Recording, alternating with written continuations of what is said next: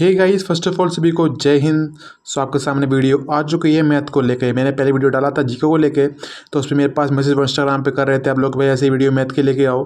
तो video math के लेके आ चुका हूँ मैं, ठीक है। तो आपको मैं बताने वाला हूँ टॉपिक कौन से जो होते हैं आपको वही पढ़ने होते हैं। मैं आपसे बोलूँ कि भाई आप पूरा मैथ करो। भाई अभी इतना टाइम नहीं है, सिर्फ हमारे पास से 2-3 महीने हैं, तो इतना टाइम में पूरा मैथ कवर नहीं हो पाता है, चाहे जीडी के एग्जाम हो चाहे कोई एग्जाम हो, ठीक है। तो उसके लिए हमारी स्ट्रेटेजी कुछ इस तरह से होनी चाहिए कि जो हमारा टॉपिक इंपॉर्टेंट होता है वही पढ़ो हमें, ठीक है। अभी वही टाइम हो गया है कि जितना मतलब समझ लो कि उतना फोकस होकर पढ़ो कि जो एग्जाम में आना है कि वही पढ़ना है। फालतू का एग्जाम में जो चीज़ें नहीं आती हैं, फालतू को चीज़ कवर नहीं करनी है, वही होती है आज के टाइम पे स्मार्ट स्टडी, ठीक है। तो वही मैं आपको बताने वाला हूँ इसके अंदर। चलो पहले वीडियो शुरू कर लेते हैं।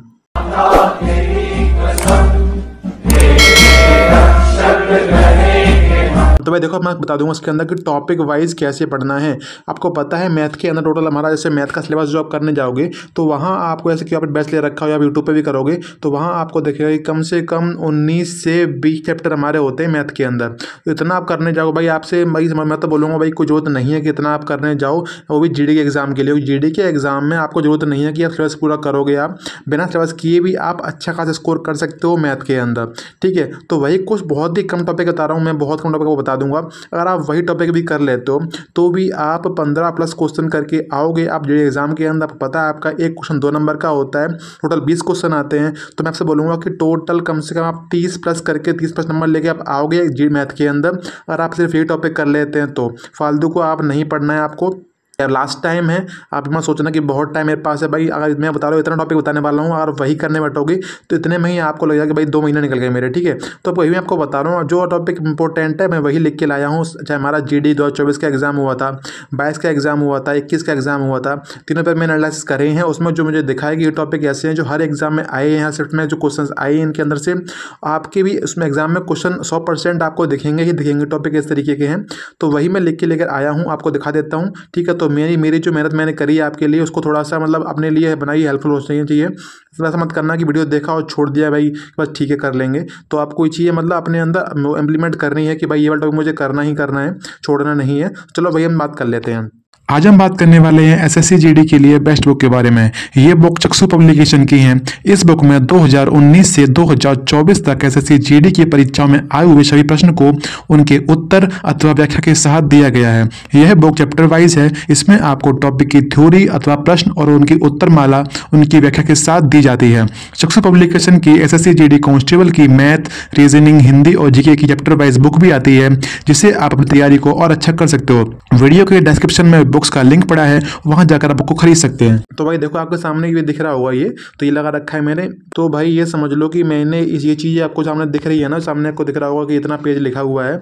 तो ये चीज़ बनाने में मुझे लगे हैं 3 घंटे, क्योंकि 3 घंटे के अंदर मैंने समझ लो कि 3 साल जो जीडी पेपर हमारे हुए हैं, 24 का, 22 का, 21 का, मैंने तीनों पेपर देखने के बाद मैंने बनाया है ये।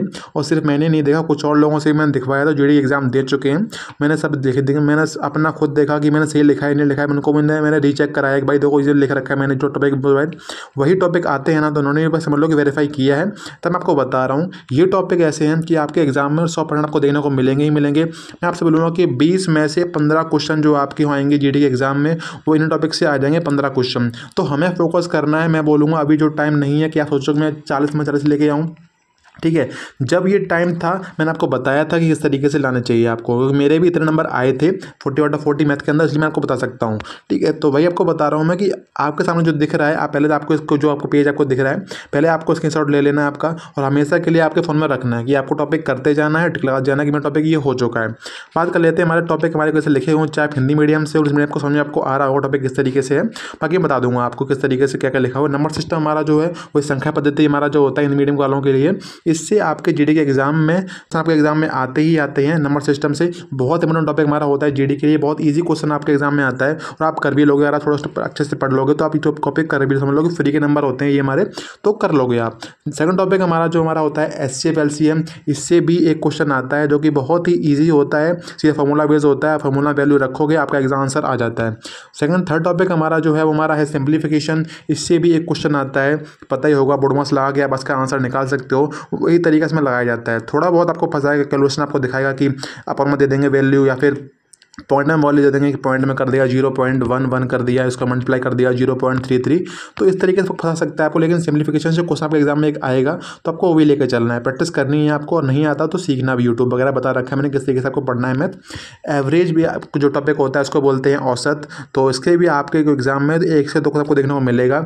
एक क्वेश्चन तो आना तय है, फिक्स ही है, समझ लो। हर शिफ्ट में देखने को मिला एक क्वेश्चन, हो सकता है एक शिफ्ट के अंदर 2 क्वेश्चन भी मिल सकते हैं, क्योंकि कई शिफ्ट में 2 क्वेश्चन मिले भी हैं। आपको बता के लेके चल रहा हूँ कि 1 से 2 क्वेश्चन आपके शिफ्ट में आ सकते हैं, तो आपको वही साथ तैयारी करनी है, जो कि बहुत ईजी हमारा एवरेज टॉपिक हमारा बहुत ईजी होता है। आपको सीधा मतलब भले ही आपको लग रहा है सीखने में कि टफ है, आपके एग्जाम में जो क्वेश्चन आएगा बहुत ईजी आता है, आप कर पाओगे एक बार देखते ही। ठीक है, हमारा जो फिफ्थ टॉपिक हमारा जो है परसेंटेज, इसको हिंदी बोलते हैं प्रतिशतता, तो उससे भी 2 से 3 क्वेश्चन हमारे एग्जाम में अंदर आते हैं। तो सबसे मोस्ट इम्पोर्टेंट टॉपिक हमारे जो हमारे होते हैं हमारा है number system, percentage, profit and loss और डिस्काउंट और हमारा मेंसुरेशन। ये टॉपिक ऐसे हैं जिनको आप छोड़ सकते ही नहीं हो, ठीक है, करने ही करने। बाकी जो टॉपिक है ये वो टॉपिक है जो बहुत ही ईजी है, वो आप बड़े आराम से एक बार पढ़ोगे आपको समझ में आ जाएगा, और आप एग्जाम में इनसे अपना नंबर बूस्ट कर पाओगे। जैसे आपको लग रहा है कि अभी टॉपिक कर लेते हो 10 नंबर आपके आ रहे हैं, तो आपको दिखेगा कि 2 दिन के अंदर जो टॉपिक खत्म कर दोगे, ये वाले टॉपिक दिख रहे हैं आपको, आपके मार्क्स जो है 10 नंबर आ रहे होंगे, वहीं आप +10 कर जाओगे, आप 20 नंबर आपके आ जाएंगे। मैं आपको बता रहा हूँ कि ये जो लिखा रखा है इतना टॉपिक अगर आप कर लेते हो, मैं आपसे बोल रहा हूँ कि आपके 30+ आना समझ लो कन्फर्म है। लेकिन आपको करना पड़ेगा, मत सोचना कि सोच ले कर लेंगे, भाई कर नहीं रहे हो, भाई करना पड़ेगा तभी नंबर आपके आएंगे। तो आज के टाइम पर रियलिटी यही है कि लोग सोचते हैं कर लूँगा लेकिन करते नहीं है, फिर जब एग्जाम आ जाते बोलते भाई मैंने कर नहीं पाया, मेरे से आता था लेकिन मेरे से समझ लोग बोलते हैं मेरे आता था लेकिन मैंने कर नहीं पाया। कुछ बोलते हैं भाई मैंने सीख ही नहीं पाया, मुझे लगा ये वाला नहीं आएगा। आप कोई चीज़ें नहीं कर रही हैं, जितना बता रहा हूँ उतना कर चले जाओ, आपका बड़े आराम से एग्जाम क्लियर हो जाएगा। ठीक है, वैकेंसी भी अच्छी खासी को पता ही है। हमारा जो नेक्स्ट हमारा टॉपिक है प्रॉफिट एंड लॉस हमारा है, तो इससे 3 क्वेश्चन आपके कंफर्म होते हैं, जो कि समझ लो कि थोड़े बहुत 2 क्वेश्चन हमारे ईजी आते हैं, लेकिन एक क्वेश्चन जो हमारा आता है थोड़ा सा हमारा टफ आता है, लेकिन आप थोड़ा सा दिमाग लगाओगे तो उसे भी कर पाओगे। ठीक है, डिस्काउंट से एक क्वेश्चन हमारा कंफर्म होता ही होता है कि एक क्वेश्चन आपका आएगा, बोल देंगे कि कोई टीवी खरीदी है मार्केट से इतने रेट में खरीदी है, मान लेते हैं उसमें बस 20% का डिस्काउंट लगा दिया, तो उस पर कितने कितने की आपको मिल जाएगी। तो बहुत ईजी क्वेश्चन हमारा आता है डिस्काउंट के अंदर से, तो वो भी आप कर पाओगे। नेक्स्ट हमारा टॉपिक हमारा है SICI, सिंपल इंटरेस्ट और कंपाउंड इंटरेस्ट। हिंदी में क्या बोलते हैं वो शायद बोलते हैं साधारण ब्याज और चक्रवृद्धि ब्याज। हाँ, इससे भी एक क्वेश्चन आपका आता है, तो मैं आपसे बोलूँगा आप जीडी के एग्जाम में आप उसके लिए सिर्फ SI भी कर लोगे ना, SI तो भी आपका एग्जाम में क्वेश्चन आ जाएगा। क्योंकि कई सारी शिफ्ट मैंने एग्जाम शिफ्ट देखी थी, मैंने 24 के एग्जाम के अंदर 24 में एग्जाम हुआ था, मैंने वो एनालाइज किया था, उसके अंदर समझ लो कि ज़्यादातर जो शिफ्ट थी उनके अंदर SI से ही क्वेश्चन आ गया था, CI से क्वेश्चन नहीं आया था। ठीक है, 1 या 2 शिफ्ट ऐसी थी जिनके अंदर क्वेश्चन SI से नहीं आया था, CI से आया था। लेकिन भाई समझ लो मैं आपसे बोलूँगा कि आपको दोनों कर लो, लेकिन जो लग रहा है कि CI कर ही नहीं पा रहा वो, भाई आपको SI तो करना ही करना है। हो सकता है आप एग्जाम शिफ्ट में SI से कुछ आपको तो आपको बेनिफिट मिलेगा आपको। ठीक है, नेक्स्ट टॉपिक हमारा जो है मेंसुरेशन है, 2D 3D। ये समझ लो मैंने इतनी शिफ्ट मैंने देखी है, सारी ही शिफ्ट में समझ लो कि जो क्वेश्चन आए हैं आपको वैल्यू दी गई है, आपको सिर्फ फॉर्मूला रखना है, आपको वैल्यू में रखना है, पुट करनी है वैल्यू फॉर्मूले के अंदर, आपका आंसर आ जाएगा। ये कुछ दे रखे हैं, आपको कुछ हाई फाई नहीं पढ़ना मेंसुरेशन के अंदर कि सारा पढ़ रहे हो, भाई नहीं, आपको उसके फॉर्मूला लिख लेने पेज पे, याद कर लो, आपका जो क्वेश्चन आपके एग्जाम में आएगा डायरेक्ट फार्मूले से हो जाएगा, आपका आंसर आ जाएगा। तो इससे आपको 2 क्वेश्चन आएंगे, 2 क्वेश्चन मतलब 4 नंबर। ठीक है, तो आपको इस तरीके से आपके नंबर इकट्ठे करने में सोचना कि इससे एक क्वेश्चन है, भाई एक क्वेश्चन आपको दिख रहा है लेकिन उससे 2 नंबर आपको मिल रहे हैं, तो कोई फ्री नंबर मिलते हैं। समझ लो कि SCF LCM है, सिंप्लीफिकेशन है, एवरेज है, हमारा डिस्काउंट है, ये समझ लो कि बिल्कुल फ्री के टॉपिक हैं, उनको फ्री नंबर आपको देके जाएंगे। तो मैथ आपको करनी पड़ेगी, वो टॉपिक हमारे ये वाले हैं, परसेंटेज है, profit and loss. Number system से क्वेश्चन जो आता है, क्वेश्चन तो डिविजिबिलिटी रूल से आएगा कि 3 का डिविजिबिलिटी रूल हमारा क्या है, 11 का डिविजिबिलिटी रूल क्या है। ये क्वेश्चन हमारा मतलब उस हिसाब से आ जाएगा कि कहते हैं वो डिवाइड वगैरह दे देंगे, डिवीजन दे देंगे, रिमाइंडर दे देंगे। एक क्वेश्चन हमारा कुछ नंबर सिस्टम से आ जाता है, कई सारे हमारे इसके अंदर होते हैं, तो वहाँ से आ जाता है। ठीक है, तो आई थिंक आपको मैंने डाउट क्लियर कर दिया होगा।